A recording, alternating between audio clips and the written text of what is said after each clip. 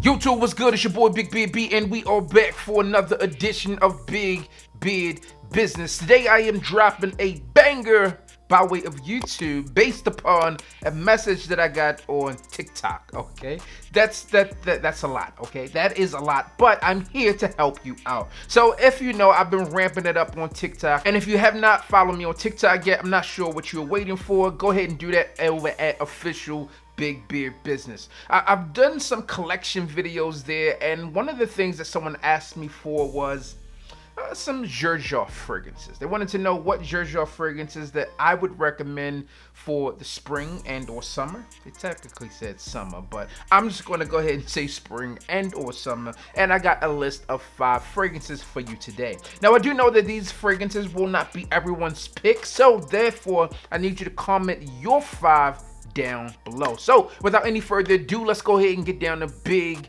Beard Business. First up on our list today is a fragrance that's touted as a unisex fragrance, but I personally believe that this scent here is more masculine slightly than feminine. And the fragrance that I'm talking about is none other than 40 Knots from obviously Xerjoff. This one is part of the Join the Club collection, and this one is similar around a yacht club from my understanding. Now 40 Knots refers back to the knots at sea, and the fragrance is fantastic, and I've talked about that before. But with this fragrance, I do get some calls and tiebacks to Ombre Nuit from Christian Dior as part of their upper scale collection. I'm not sure what that collection is called. I'm gonna call it upper scale, their private collection, their more expensive collection, so to speak. But nonetheless, this is a phenomenal fragrance. If you're looking for something that is going to give you a little bit of depth within a fragrance, a little also thickness in terms of what this fragrance has to offer,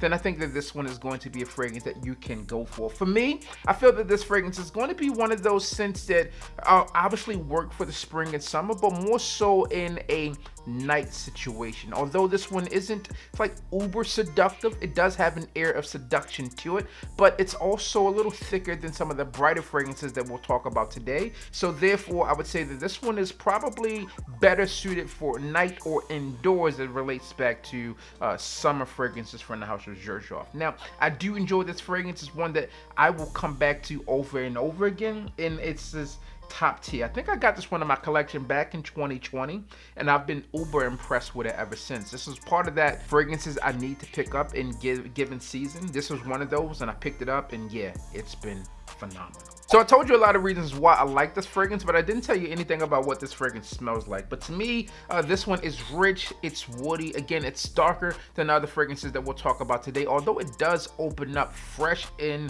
almost like a wispy opening to the scent. It's Mediterranean feel, slightly salty, not very much salty, but slightly salty, and a phenomenal fragrance, one that I've learned to not learned. This thing just comes off the bottle amazing. Top tier scent in my humble opinion, super dope, and that's from the Join the Club collection. Now the next fragrance on our list today is also one that's part of the Join the Club collection, but one of the newer releases. I believe this one came out in 2022. I'm trying to think back of when I got this one.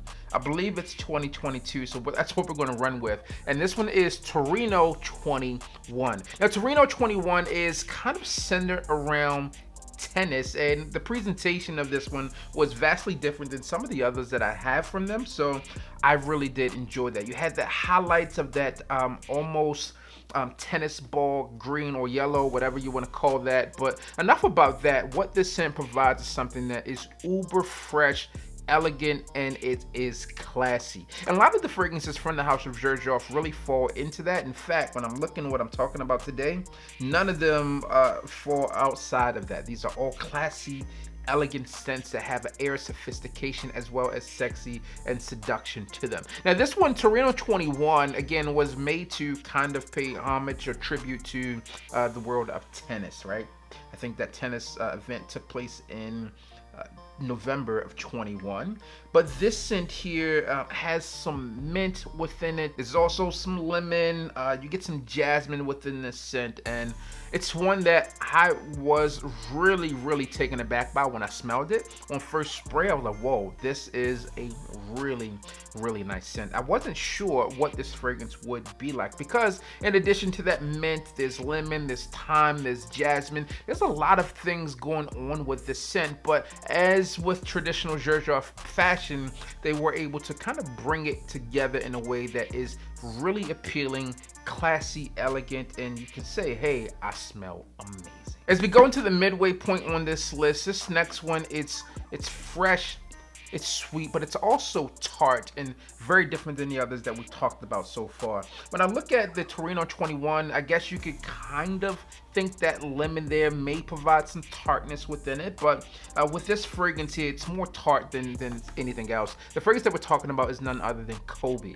Now, Kobe is part of the Shooting Stars collection, and this one here does something vastly different than the others that we talked about. We talked about the other ones being bright or uplifting or wispy, so to speak. This one is dry. This one is a dry scent, and I know that's weird, right? Because we're talking about a liquid format, but when you spray this one on, the fragrance comes off as something that is dry, not stale though, very different to me.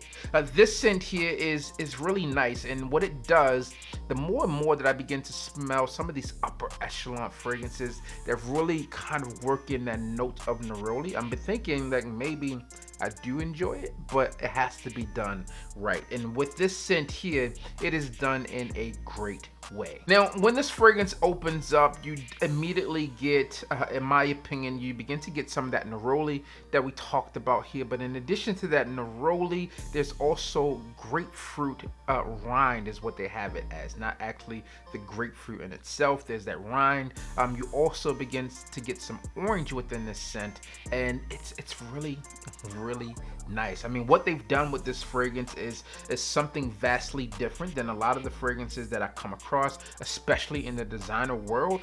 And if you're looking for something to help you stand out and really appreciate what a niche fragrance can be about, then Kobe is a scent that you should try. With that being said, as this fragrance begins to transition from the top here, obviously you get into the mid, into the dry down of this fragrance, you get some woods, and then there's also some oud here in the base of this fragrance. And again, when I think of how they did the composition of this fragrance, it comes together really well. So bravo to them for creating such a magnificent scent. And listen, I think that one is super dope. Now, the next fragrance that I'll talk about is one that I've recently talked about. I'm not sure if the video is already out or if it's going to come out after this, but nonetheless, we'll talk about it and get it out of the way. And this one is Uden Overdose. Now, Uden or Uden, depending on how you prefer to pronounce it, is a scent that is really phenomenal for me in terms of that spring and summer.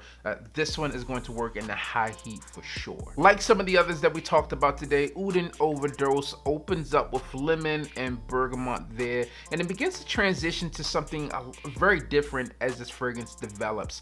In the mid of this fragrance is going to be some coffee within this, and I really enjoy how that comes together well in a way that meshes. Now, it doesn't come off as like a coffee based fragrance, but it does just changes it up a bit to a point where I think it does something very different than the other fragrances that we've talked about. In addition to that coffee, there's some tobacco leaf and ginger, and then in the base of this fragrance there is also some musk here. And again, very different opening versus the base of this scent, and it's a scent that they've really put some thought process behind. You would think that this fragrance is going to be just this uber bright fresh fragrance based upon how it opens up, but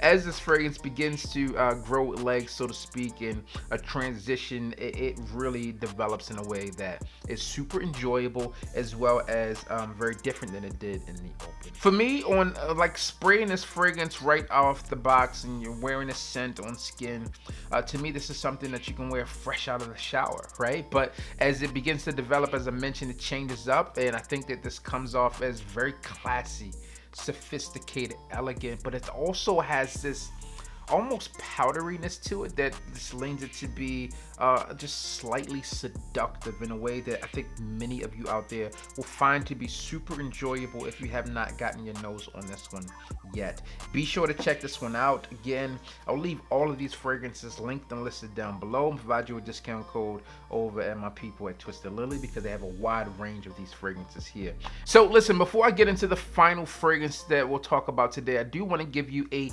cheat code, so to speak, like a hack. Now this fragrance is not necessarily for men, but it's like secret, strong enough for a man but made for a woman. And this scent here is dope. It's from the Casamarati line, and this one is not mine. It belongs to my wife, but I stole it for today's video. And this one is that of Lira. Now Lira to me smells like a lemon pound cake from Starbucks. If you've been to Starbucks, right, and you want to know what this fragrance smells like, that's what this scent smells like. And it's like something that you spray on and you want to get eaten or eat the wearer, so to speak.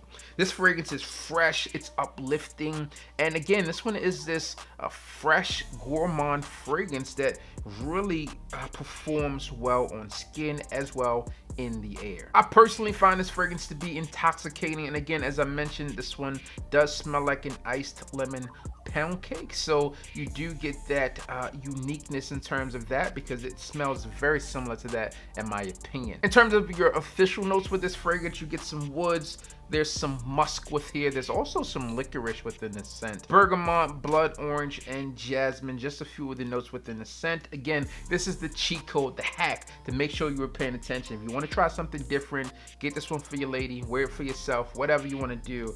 Lira from the Casamarati line of Xerjoff. And we will get into the final fragrance on this list today, and if you're familiar with the house of Xerjoff, then you likely knew that this fragrance was going to be on the list. And the fragrance that we're talking about is none other than that of Nio. Now Nio is a modern take on a classic Italian scent, and this one here is done in a way that when you smell it, you just know, hey, that person smells like money. This fragrance does wonders on skin. It's long lasting, it performs well, projection is good, and again, when you're looking at fresh fragrances here, this one definitely has it.